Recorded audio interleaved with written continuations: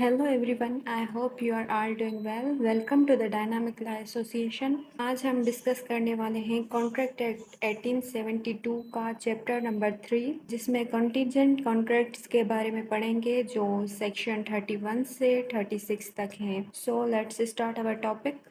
Contract जो होते हैं उनके टू टाइप्स होते हैं। एक होते हैं एब्सोल्यूट कॉन्ट्रैक्ट और दूसरे होते हैं कंटीजेंट कॉन्ट्रैक्ट। जो एब्सोल्यूट कॉन्ट्रैक्ट होते हैं वो विदाउट एनी कंडीशन होते हैं, जिसमें कोई भी कंडीशन नहीं होती, वो किसी भी इवेंट पर डिपेंड नहीं करते। और जो कंटीजेंट कॉन्ट्रैक्ट होते हैं वो डिपेंड अपॉन एनी कंडीशन और इवेंट। वो हमेशा किसी चीज़, किसी इवेंट और किसी कंडीशन पे डिपेंड करते हैं कि जब ये इवेंट होगा तो ये कॉन्ट्रैक्ट फुलफिल होगा।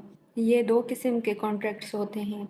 सो चैप्टर नंबर 3 के सेक्शन नंबर 13(1) में डिफाइन है contingent contract. Contingent contract is a contract to do और not to do something of some event collateral to such contract does or does not happen. इसमें ये है कि perform contract और not perform, ये जो है एक इवेंट पर डिपेंड करता है। अगर ये इवेंट होगा तो हम ये कॉन्ट्रैक्ट परफॉर्म करेंगे। इसमें जो है हमेशा कोई कंडीशन आ जाती है, ये किसी चीज़ पर डिपेंड करता है। ऐसे होते हैं कंटीजेंट कॉन्ट्रैक्ट, जैसे कि इसमें एक इलस्ट्रेशन है, एग्जाम्पल हम देखते हैं। A contracts to pay B ₹10,000 if B's house is burn, this is a contingent contract. A जो है वो बी को 10,000 रुपीज पे करेगा अगर बी का हाउस जल जाएगा। बी का हाउस जल जाना ये एक इवेंट है।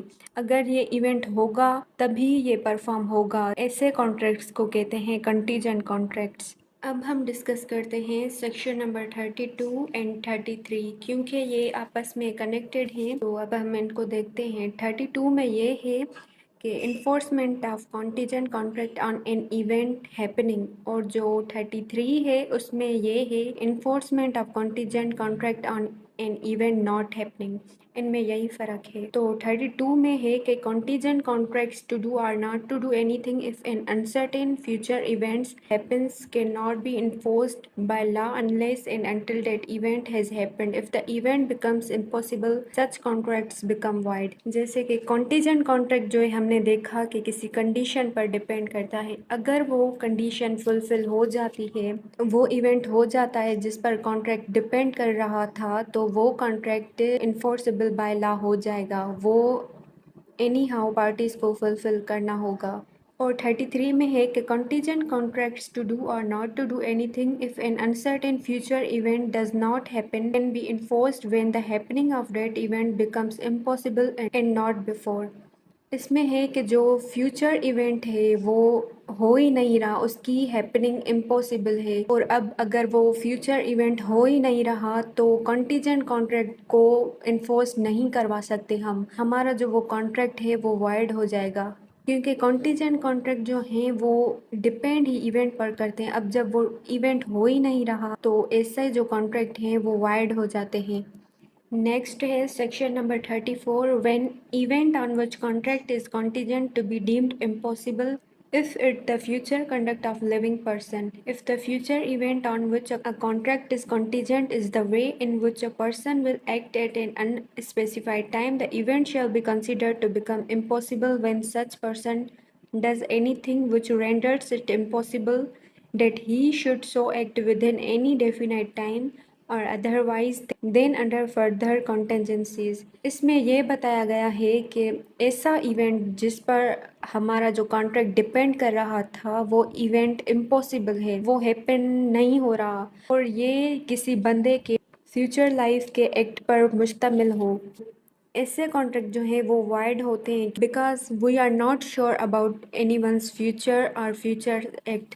हम किसी के फ्यूचर एक्ट के बारे में श्योर नहीं होते, और हमें उसका जब पता भी हो कि ये इम्पॉसिबल है, तो किसी भी ऐसे फ्यूचर इवेंट पर जो किसी और की लाइफ पे, किसी और के एक्ट पर डिपेंड करे, तो हम किसी के फ्यूचर एक्ट के बारे में तो श्योर नहीं होते। तो ऐसे कॉन्ट्रैक्ट वाइड होते हैं। Now we will discuss section number 35, when contracts become void which are contingent on happening of specified event within fixed time. Contingent contracts to do or not to do anything if a specified uncertain event happens within a fixed time becomes void if an expiration of the time fixed such event has not happened or if before the time fixed such event becomes impossible. इसमें जो बताया गया है फिर specified time period के बारे में बताया गया है। अगर वो इवेंट उस स्पेसिफाइड टाइम में हो जाता है तो वो कॉन्ट्रैक्ट परफॉर्म होगा। अगर वो एक्ट उस टाइम पीरियड में नहीं हो पाता तो जो कंटीजेंट कॉन्ट्रैक्ट है वो वाइड हो जाएगा।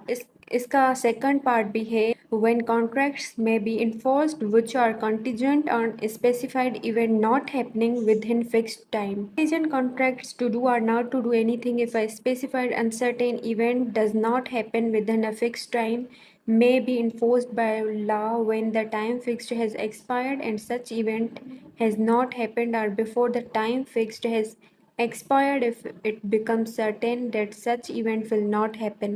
इसमें ये बताया गया है कि जो कॉन्ट्रैक्ट किया गया था उसमें जो कंडीशन थी जिस पर वो कंटीजेंट कर रहा था वो एक अनसर्टेन इवेंट था, मीन्स यकीनी नहीं था, जिसके बारे में श्योर नहीं थे। अगर ऐसा इवेंट जिसका होना मुमकिन नहीं था तो अगर ऐसे किसी अनसर्टेन इवेंट पर कॉन्ट्रैक्ट कर लो और अगर वो इवेंट नहीं होता और टाइम पीरियड भी एक्सपायर हो जाता है तो वो कॉन्ट्रैक्ट वाइड हो जाएगा।